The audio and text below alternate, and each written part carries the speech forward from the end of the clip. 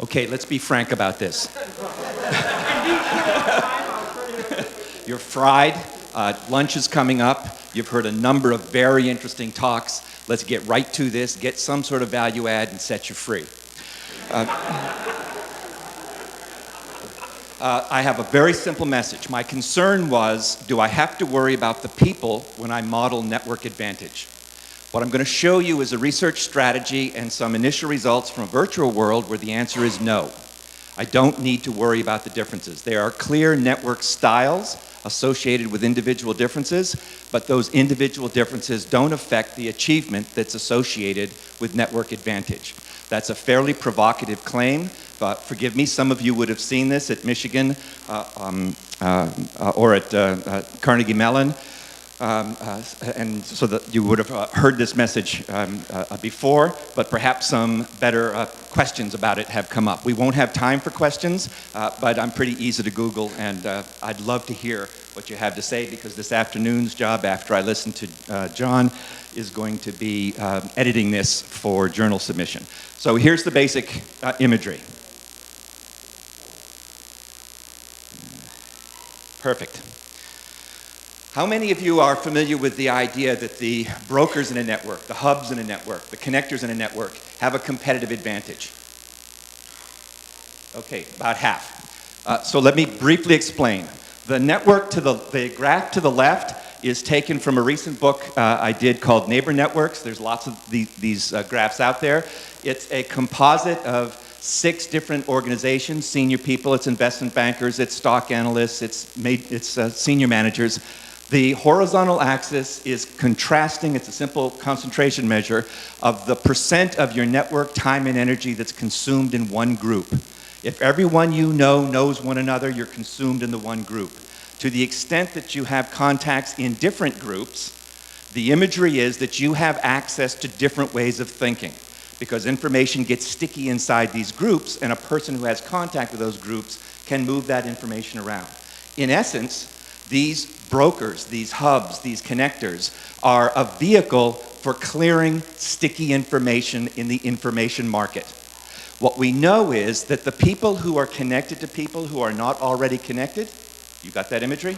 There's a little picture of it there at to the left, are rewarded by organizations. They make more money, they're promoted more quickly, the industries reward them with recognition. No matter how we look at who's doing well and who's doing badly, the people who are these hubs do better holding constant a variety of background variables. And what you see is that red line, where the vertical axis on the left graph, 0 means you're getting paid, what's typical for someone like you. You're getting recognized, what's typical for someone like you. A whole series of that's what's usual for people like you. 1 is that you're 1 standard deviation ahead of people like you. -1, you're 1 standard deviation behind. And you see that downward sloping curve. People who are the hubs and networks are rewarded. You okay with that image? Forgive me for asking, but I want to make sure we're getting very good, efficient communication. Okay, second bit. Those data, those graphs, the graph to the left, graphs like that, have been assembled by averaging across people inside intervals on the x-axis. And what ends up happening there is you obscure an important feature to the data. The graph to the right is what the raw data looks like that I've averaged to get the graph to the left. And what you see is the standard deviation to the left goes from -2 up to +2.5. If you go over to the other side, the standard deviation goes down to -3 and goes up to 7.0. In particular, there's massive heterogeneity among the network brokers. Some people do really, really well when they're a broker. That's where the extraordinary achievements come up. But a lot of people die on the vine, stretched there like Jesus on a cross, trying to find some way to get things done. And all they do is end up stressed out and burned out. Yeah? The only consistent feature to this graph on the left is that people in closed networks don't do well. So response to this has been, A, what are the behaviors associated with success when you're a broker?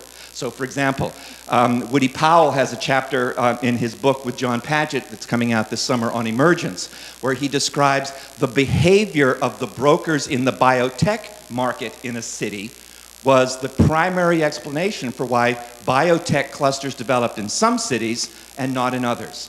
In the cities like DC, Philadelphia, New York, the broker institutions insisted on controlling the local environment, and no new growth happened. In the cities where clusters did develop, Boston, San Diego, San Francisco, the brokers in the center went out of their way to create other brokers. In essence, it was a collateral brokerage. They spun off these other hubs. And there you get the cluster growth. A lot of professors have this same problem. They want students to look just like them, and what they grow is mushrooms. At the other extreme are the people who try to make you more than you might be. Whatever it is you're going to be, I'm going to find a way to help you do that. That's exactly the analogy that Woody finds. The fascinating piece to this is it wasn't the broker position that gave you the advantage, but what did you do with it? Kate Kellogg has a study that it will be probably forthcoming in AJS. She had an earlier one in 09 AGS that shows the primary function of brokers in her hospital groups is to keep lawyers and doctors away from each other. Because when they have too much contact, they really irritate each other. And what she found was the brokers would pass from the doctors to the lawyers the essential bits you needed about doctoring in order to do your legal job. And they would pass back to the doctors the bit of information you needed about legal code in order to meet the legal requirements of the institution. They served as, to use Lada's terms, as an information filter. But it was a productive filter that let them gain tremendous advantage and for the hospital to develop. The point of this is that maybe it's not the opportunity that the network creates, maybe it's the way you use it that becomes a key variable. And there's a lot of studies now coming out that emphasize the importance of how you behave. Well, that raises the issue of, is it personalities? Is it kinds of people? And there's a lot of work now emerging in my area, in economic sociology, where people say certain nationalities are prone to being able brokers and others not. Certain personalities, like self-monitoring people, are prone to being successful brokers and others not. This is the dilemma I want to address. Because I can measure personality in a variety of ways, thousands and thousands of ways, and there's no barrier to entry. I myself have produced some number of Cosmo kind of personality tests. Are you a pretty networker? Which is a 10-point scale of, yes, you're a great networker, no, you suck out loud. Very simple kind of imagery, and people love this stuff, which means there's no end to new indices coming up, which means I can never answer the question in a definitive way. There's always a new entrant. So what I proposed was the following.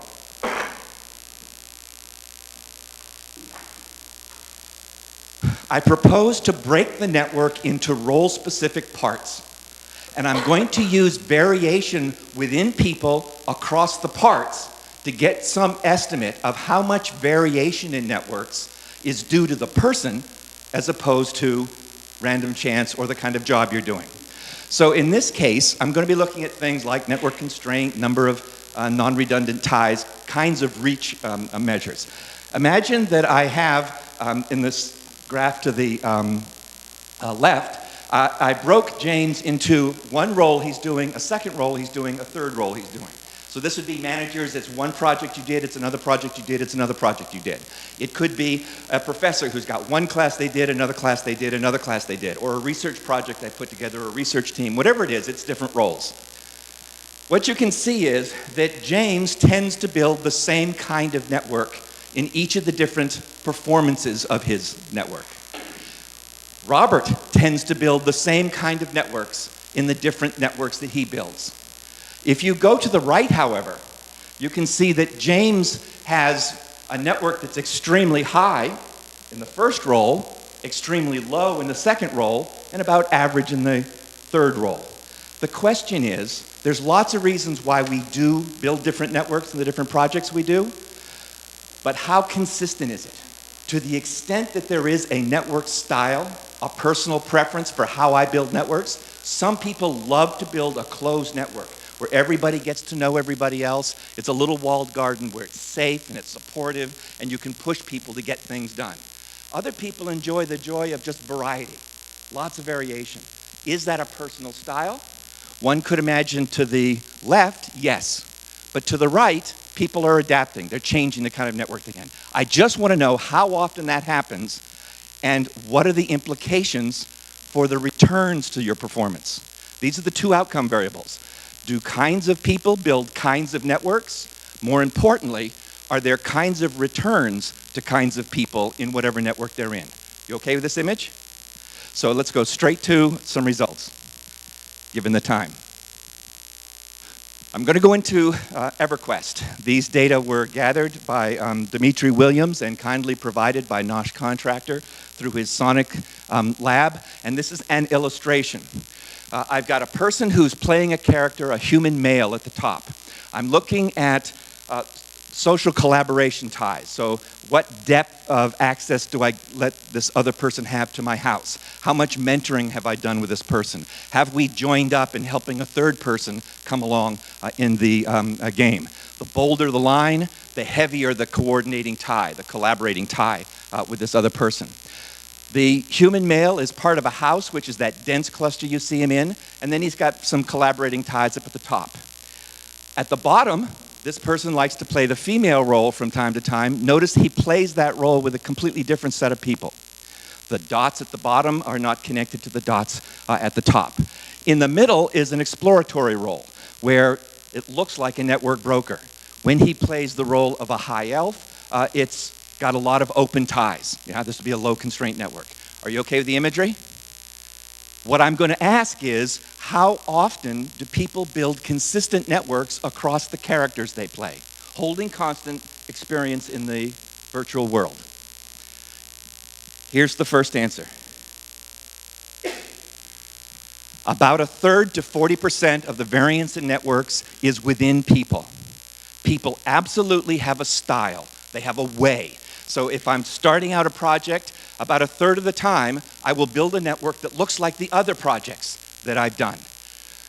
The equation across the top is, this is a fixed effects model, very simple kind of imagery. NK is a network index for my kth role, my kth character. I'm going to regress that across P, which is my network relevant personality, which you see computed to the side. How did I compute this? I just averaged the networks that you built in the different roles you play. So this is what you do on average. And if you'll remember when you had James and Robert, you could average some and it would be a good representation of all three. If you average the others, it'd be a very poor representation of all three. And then I've got control variables, the X's. These are experience variables. How many characters have you played? How long have you been in world? How much time have you spent in this particular character?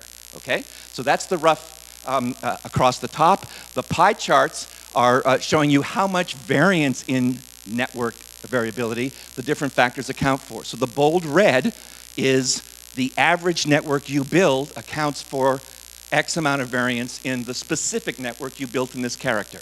And you'll notice for number of non-redundant contacts, that's just how many disconnected people do you have. It's 32%. For network constraint, the index I showed you before, it's 38%. So it's roughly 1/3 to 40% is what you do repeatedly. You can see your in-world experience doesn't matter much, but your in-world experience in the character matters tremendously. The more time people have spent in a character, the more likely they've built an open network around it because they've found lots of people to collaborate with. And then there's a lot of residual variation that can't be accounted for by this average tendency. So the first answer is about 1/3 to 40% of the variance in network is due to personality. This would suggest that you really need to consider the person when you model network effects. We're 2 slides away. Hang on. Now I'm going to regress achievement. And achievement here is the character level I've developed, which on a sidebar, we won't deal with here, but on a sidebar seems a good measure of performance in world. I'm going to regress it across that average network you tend to build, and I'm going to regress it across all the controls, which are very important for achievement, and then I'm going to add in the network that you built around this particular character. So think for a moment. It'd be easy to lose this. I'm losing you. I can see that, but I see you. So I've got a character I'm playing. This character has reached a certain level. I'm going to predict that level from the average network I build around characters, the network I built around this character, and controls for experience. The pie charts show you that now this average tendency of how I build a network accounts for almost none of my achievement in a particular character. It's that little red sliver. It's 1% and 2%. Almost nothing. The enormous variation that gets predicted in achievement is due to situation-specific things. How much time have you spent in this character, and what kind of network did you build in this particular character? It doesn't matter what you built in the other ones. What matters is what you built in this one. So I'm left with two conclusions, which I'm going to show you in a slide, but I will tell you now. Conclusion one, there's very clear evidence of a network style that people bring into a situation. It's 1/3 to 40% of the variation in networks. But it's clear that that consistent variation has nothing to do with harvesting the advantage of the network. That harvesting advantage is experience in this situation and the network you built around this particular situation. It's very situation specific, which takes us to, I'm going to pass on that, the concluding slide. And these are posted. The first is the figure 5 I showed you. 1/3 to 40% of the variance is this style that people have. Second, that variance has little to do with achievement. Third, these two conclusions, the paper has a lot of checks for robustness. All the robustness checks are in the direction expected, but consistently show no additional explanation from the network, the shared network. Rather, it's very situation specific. In sum, and so you're going to walk away and everything else going on with all these fun events is going to conspire to drive this out of you. So I want to emphasize, get ready for conclusion statement to be inserted in card reader. That shows you where I come from. The agency differences captured by network relevant personality are more relevant to style than success. People do tend to build similar networks into the different roles they play, but their consistency across roles has little to do with achievement. Network models of achievement can focus on role-specific experience and network advantage. The point being, we don't need to worry about these individual differences. They absolutely are there, but we can model the network effects directly and assume that the others will wash out with experience. The key variable that comes up is the learning piece, how people learn to be in the networks that they're in. And on that note, my gentle colleagues,